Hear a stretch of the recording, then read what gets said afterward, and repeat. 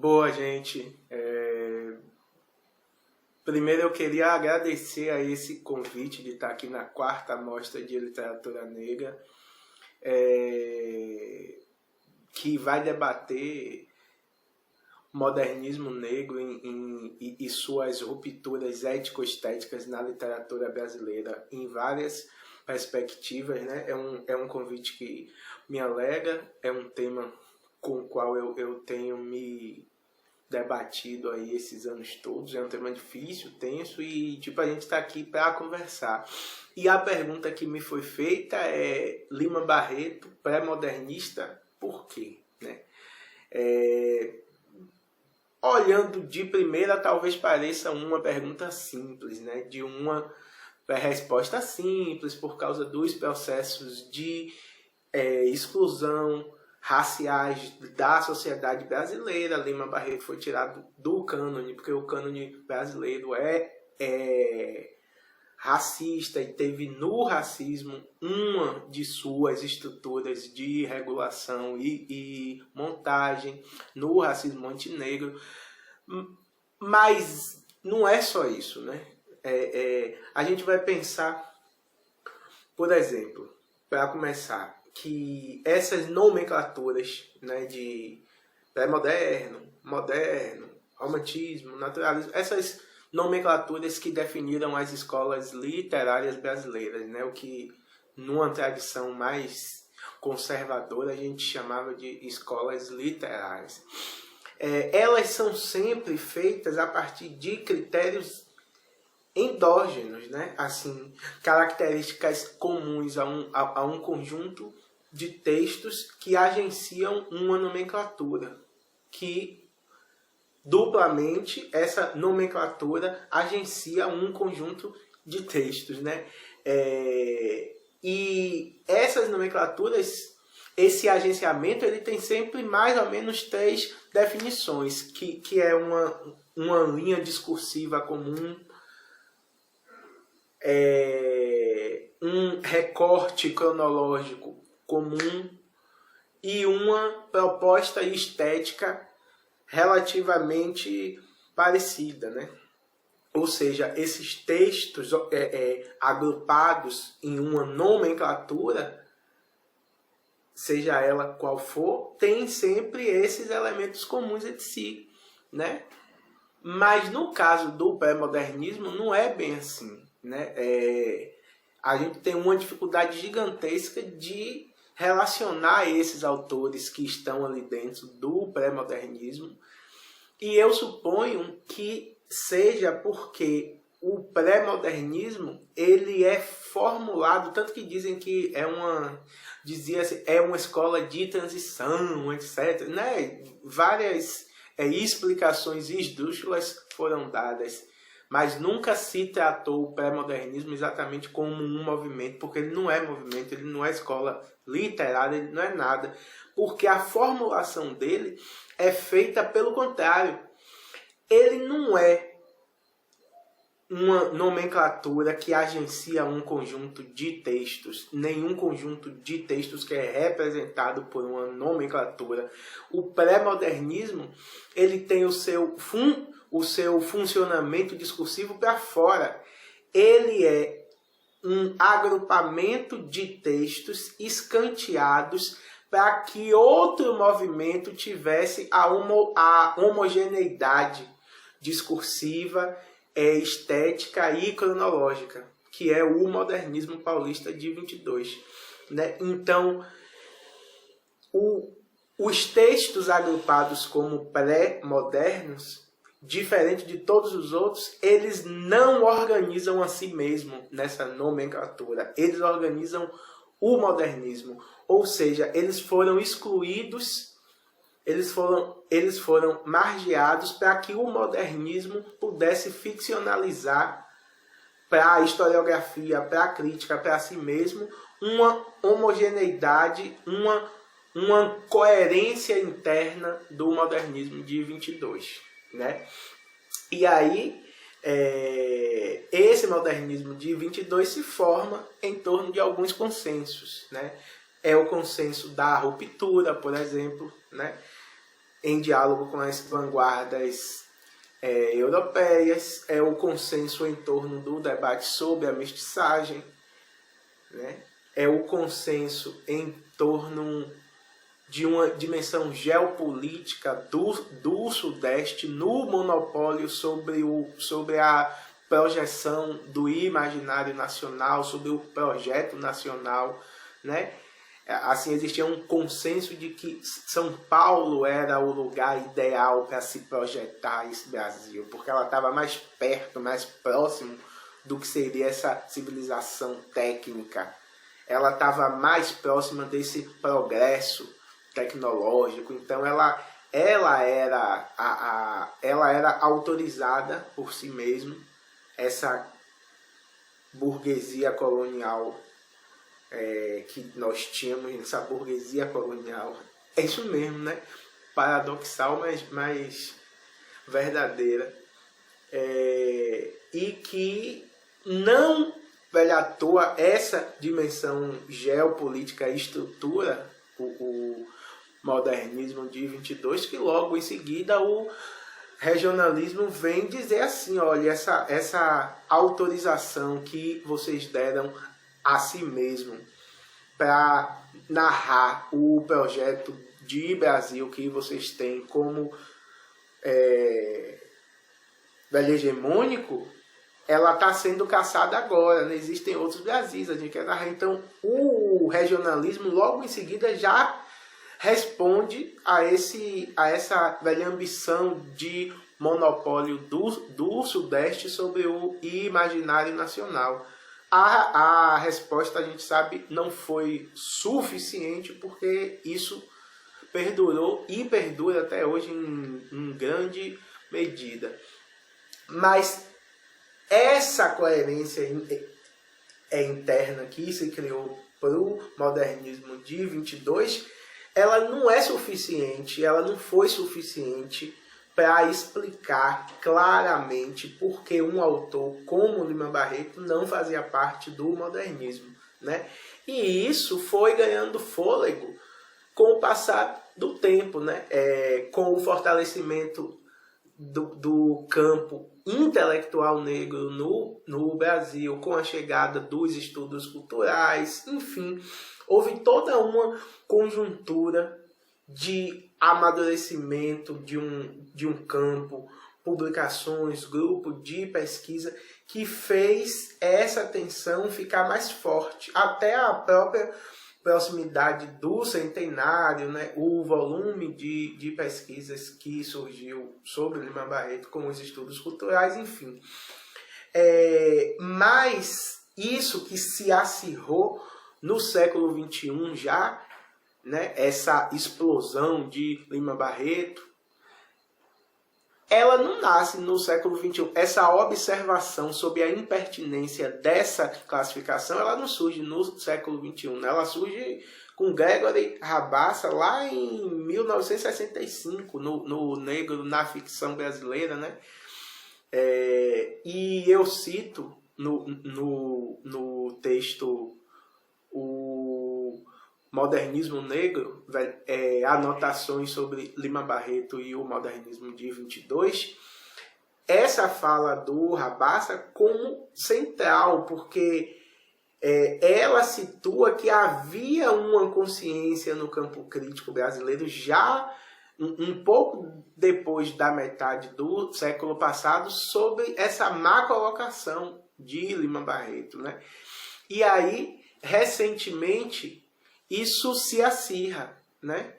E em vários textos, estudos, dissertações, livros, autores, autoras, muitas, diversas, falam sobre essa coisa da proximidade entre Lima Barreto e os modernistas e usam sempre, quase sempre, a questão da linguagem para falar dessa impertinência da não presença de Lima Barreto entre os modernistas, né? Mas eu acho que há um fundo falso nessa questão, sabe? De Lima Barreto é pré-moderno ou é modernista? Não, claro que ele é modernista. Eu acho que é um fundo falso aí. alguns, e eu vou dizer basicamente dois deles aqui. Um é que essa disputa da não centralidade de São Paulo em pleno Senado, um é que essa disputa sobre a presença de Lima Barreto no modernismo ou não, ela é modulada por uma outra disputa que eu acho que é sobre a centralidade de São Paulo no modernismo brasileiro. Eu já vi em alguns textos, em falas públicas, em debates, algumas pessoas falando isso e defendendo a ideia da importância do Rio de Janeiro no modernismo paulista. Assim, ora, essa é uma discussão que não nos importa, ela não faz diferença nenhuma para uma leitura potente da obra de Lima Barreto. E, sinceramente, eu acho que não faz também para a gente compreender a natureza do modernismo que nós temos como canônico. Acho que não vai mudar muito isso. Mas, enfim, essa não é a nossa discussão aqui. A questão é entender que se Lima Barreto faz parte do modernismo, logo um grande autor carioca faz parte do modernismo, então a hegemonia, a centralidade, a exclusividade paulista dentro desse modernismo começa a ser rasurada. Então isso para mim é uma coisa que fica ali jogando silenciosamente nessa questão de Lima pré-moderno. A outra é que essas abordagens que eu tenho lido estão quase sempre defendendo uma integração de Lima Barreto ao cânone modernista. Como se tudo que a crítica precisasse fazer hoje, em 2021, é uma reparação histórica, né? Reparação aqui é uma palavra de propósito, porque ela está dentro dos quadros de uma política pública. É como se a literatura aderisse ao mecanismo de inclusão social que as políticas públicas para a população negra ganharam no Brasil. Só que são contextos totalmente diferentes, né? Incluir Lima Barreto no cânone do modernismo paulista não é suficiente, né? Reparar o papel da crítica não é só reparar um erro histórico, né? Que é pegar Lima, jogar dentro do cânone modernista e tá tudo resolvido, foi feito justiça. Não é bem isso que eu entendo que deva ser feito com essa questão, né? Eu acho que Henrique Freitas, nesse livro aqui, O Arco e a Arquê, Ensaios de Literatura e Cultura, ele traz uma questão muito pertinente, muito boa, que ele vai dizer o seguinte, que houve, por parte da literatura brasileira, uma pilhagem epistêmica sobre as produções negras. E Lima Barreto é uma figura central dentro desse processo de pilhagem. Ele cita Lima Barreto como um antecipador não creditado das propostas modernistas, né, de 22. Mas ele traz uma rasura que nessas outras propostas eu não vi, que é a ideia de que Lima Barreto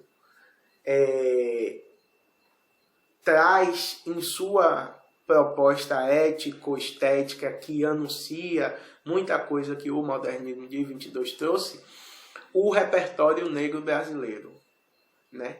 O repertório cultural africano reposto nos processos de reterritorialização da cultura negra no Brasil, né? E aí isso muda muita coisa, né? Porque essa crítica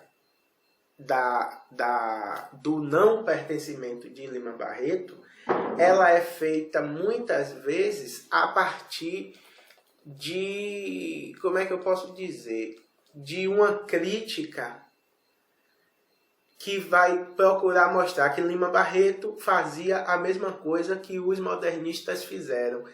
E não é bem isso, né? Três eixos capitaneiam essa interpretação. A crítica que Lima Barreto fez ao beletrismo, ao academicismo esterilizante, isso lhe aparece muito, é o que mais lhe aparece, mas pode-se ver também uma crítica que Lima Barreto fez à imitação, né? À reprodução não crítica de tudo que era estrangeiro. E a proposta que está na literatura de Lima Barreto está também no modernismo, ganha desdobramentos diferentíssimos nos dois, mas está nos dois, que é a proposta de um diálogo mais direto com a população, com o povo, né? Com aquilo que se formava enquanto povo no Brasil. Mas essa perspectiva de paralelismo, de mostrar que há uma igualdade entre o que Lima Barreto antecipou e fez e entre o que os modernistas fizeram, para mim, ela mitiga a potência crítica e criativa da obra de Lima Barreto. Não se trata disso para mim. Não se trata de incluir Lima Barreto no modernismo paulista, né? Mas de mostrar o porquê Lima Barreto não cabia e não cabe nas grades da historiografia modernista, né? A minha proposição, então, é de que, sob hipótese nenhuma, Lima Barreto integra esse modernismo tal qual ele foi pensado pelo grupo paulista. Porque não se tratava para Lima Barreto, em sua obra, de integrar o projeto de nação tal qual ele era defendido pela classe dirigente no Brasil, né? Pela elite burguesa colonial. A obra de Lima Barreto operava uma visada da experiência periférica da modernidade e na modernidade, né? Mas não se tratava de denunciar a condição marginal apenas, né? Mas também de pensar uma reorganização dessa modernidade por outras bases políticas, epistêmicas e civilizacionais, né?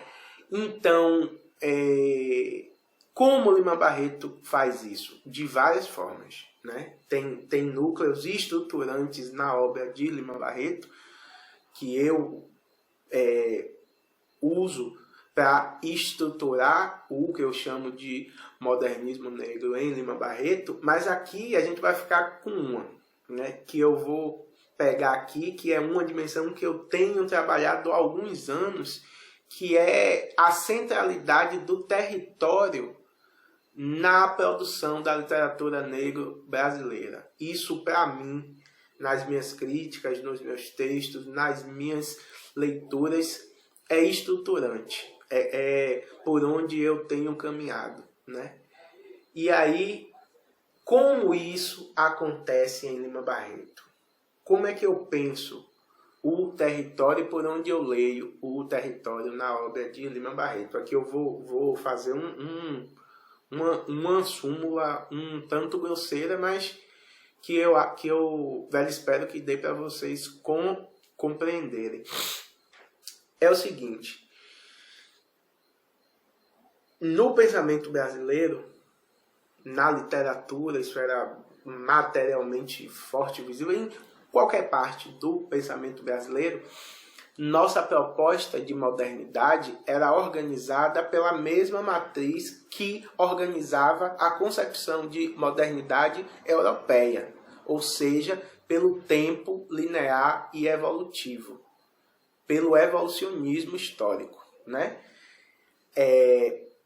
Por isso, a gente vai pensar o desenvolvimento técnico, a tecnologia. A gente vai pensar a inserção do Brasil na civilização como uma duplicação desse mundo avançado que se teria na Europa. Ou seja, a gente estava numa corrida temporal pelo progresso, né? Esse progresso teve várias caras, né? Ele era a partir da mestiçagem, do branqueamento, e passa a ser no modernismo, pelo menos uma dimensão dele, pela tecnologia.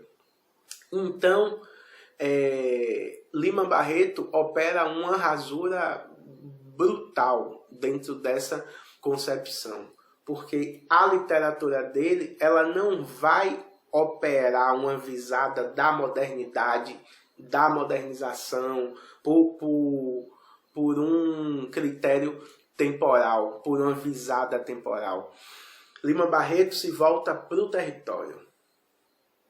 E esse território que Lima Barreto se volta é a periferia do capitalismo, né? Brincando com a expressão do Roberto Schwartz. Lima Barreto, ele vai pensar a modernidade a partir do território, né? Como é experienciar essa modernidade a partir daqui, enunciá-la a partir daqui, quais rasuras políticas, epistêmicas e peristéticas a gente pode produzir se a gente experienciar essa modernidade a partir do lugar e não do tempo. Essa é a grande rasura de Lima Barreto. Esse é o núcleo estruturante da crítica central de Lima Barreto, que é a crítica ao positivismo, que é por onde ele vai desmontar epistêmica e politicamente o imaginário racista da sociedade brasileira, era mostrando que o positivismo não tinha sentido lógico, né? A gente vê o Vicente Mascarenhas do Cemitério dos Vivos o tempo inteiro espancando o positivismo. E Lima Barreto faz isso na estrutura territorial da sua obra, né? E isso tem desdobramentos gigantescos, né? Gigantescos. Primeiro porque Lima Barreto, quando ele pensa o território, né? Quando ele pensa o território, ele pensa a multiplicidade, né? E o tempo produz a semelhança. É como o Baba fala no local da cultura.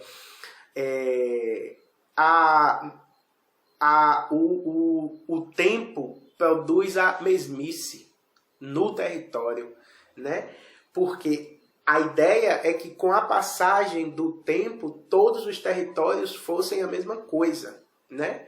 Salvador imitasse São Paulo, que imita Lisboa, que imita Paris, que imita Londres e blá blá blá e blá blá blá, né? O tempo vai homogeneizando o território com prédios, com vias de mão dupla, com muitos carros, enfim, né?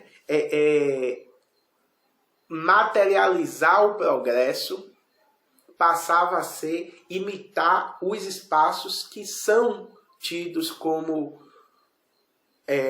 desenvolvidos na Europa. Enfim, a gente sabe disso.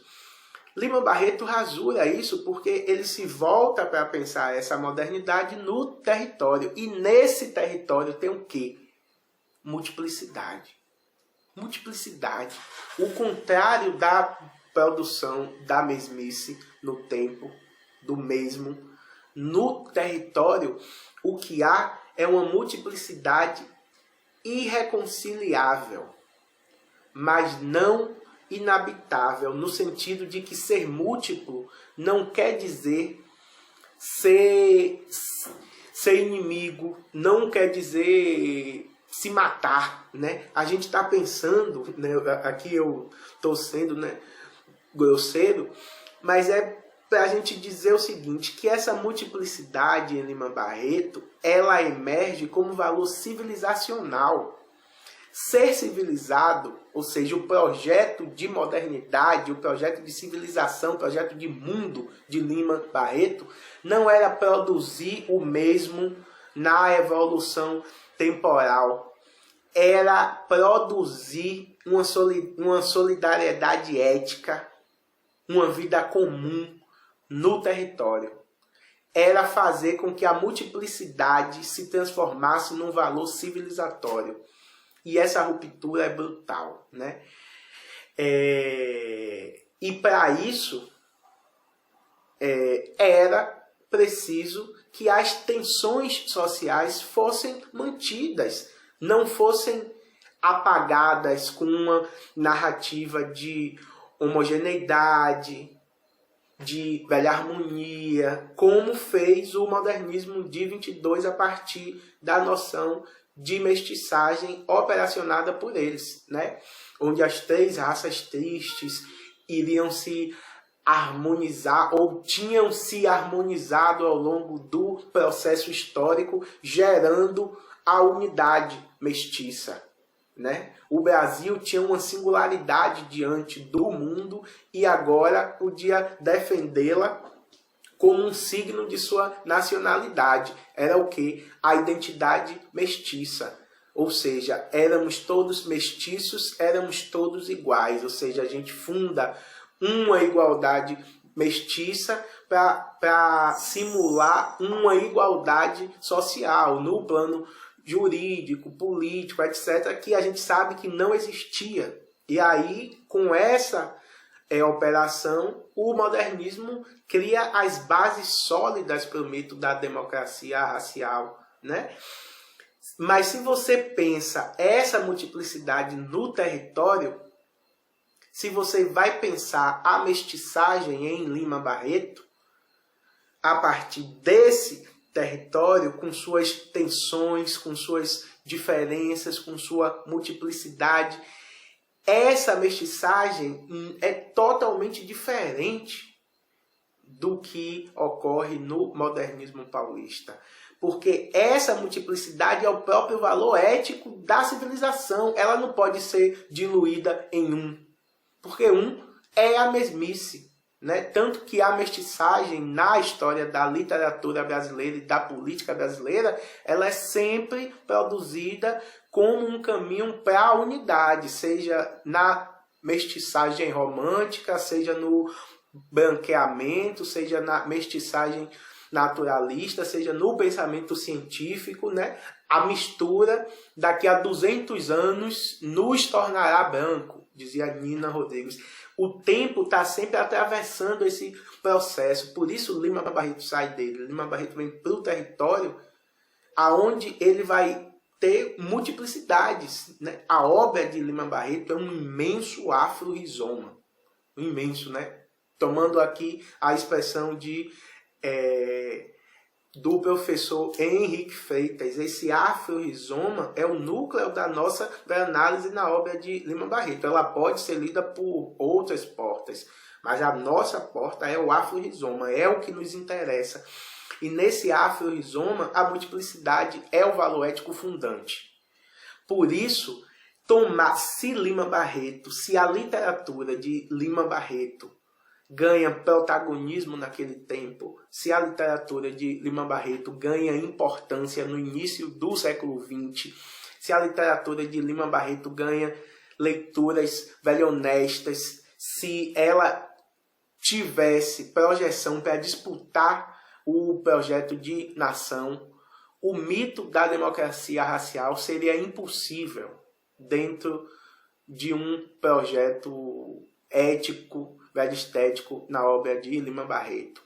Por isso, é impossível que Lima Barreto, com essas bases políticas, epistemológicas, criativas e críticas, ingresse no modernismo paulista, porque em grande medida eles são completamente contrários. Por isso, eu proponho que se a gente pensa uma modernidade em Lima Barreto, essa modernidade não pode ser ligada à modernidade tal como era pensada por 22. E aí eu chamo isso de modernismo negro, essa outra proposta que Lima Barreto traz, né? Um dos aspectos dessa proposta é isso que eu disse aqui, e eu chamo de modernismo negro, né? E assim, a ideia de um modernismo negro pode ser extensiva a várias outras autoras, autores da literatura negra brasileira, mas ela não é presente em todos. Isso é um fato, e é um fato que a gente pode deixar para conversar outra hora, né? Enfim, acho que é isso.